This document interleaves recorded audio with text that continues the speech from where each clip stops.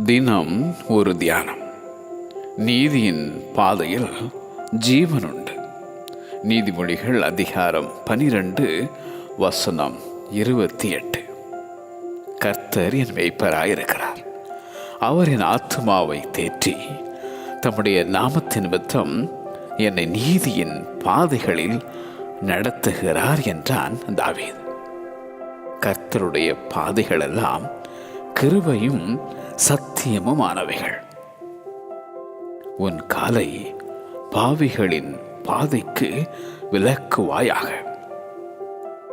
நீதிமான்களுடைய பாதை நடுப்பகல் வரைக்கும் அதிகமாய் பிரகாசிக்கிற சூரிய பிரகாசம் போலிருக்கும். துன்மார்க்கருடைய பாதையோ காரிருளை போலிருக்கும். சோம்பேறியின் வழி முள் வேலிக்கு சமானம். நீதிமானுடைய வழியோ ராஜபாதை. நீதிமானுடைய பாதை செம்மையாயிருக்கிறது.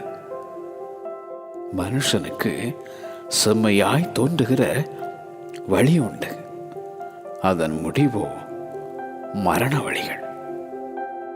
மாறுபாடுள்ளவனுடைய வழியிலே முள்ளுகளும் கண்ணிகளும் உண்டு.